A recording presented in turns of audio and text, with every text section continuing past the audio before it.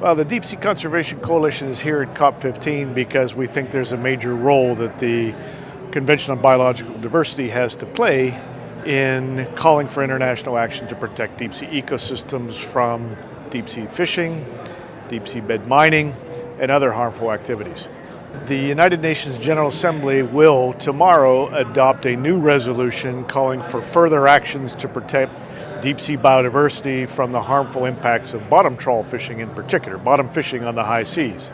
And so, in our view, CBD is the international organization that represents the biodiversity concerns and the biodiversity interests of humankind as a whole, really needs to step up to the plate on this issue and make a similar, if not stronger, call for action as that will be adopted by the UN General Assembly tomorrow.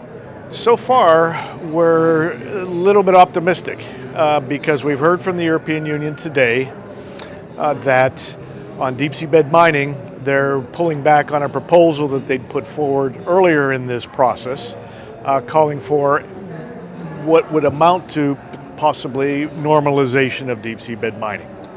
And we're basically hearing from scientists that deep sea bed mining will inevitably lead to biodiversity loss. It will be permanent on human timescales.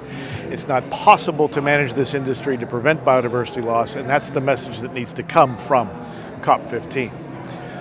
On the other hand, we are going into negotiations beginning tonight on a key element of this process, which is the Marine and Coastal Biodiversity Decision. And in that draft decision, there's some very unhelpful language on deep sea bed mining. Jordan, Denmark, and other states have proposed strengthening that language in a way that we have recommended in the past, and we certainly support, which is for a clear call from COP15 that no mining activity should be permitted in the deep sea if it risks biodiversity loss, especially on the scale of the loss that would occur if deep sea bed mining goes ahead, permitted by the International Seabed Authority. But we're only at the beginning of this process. This meeting goes on for the rest of this week and all of next week on into Monday the 19th. So we're going to be continuing to work here. We'll report back on progress. Fingers crossed, we've got a whole lot of help and a whole lot of support from IUCN, Flora and Fauna International, Greenpeace, WWF, a range of member organizations here.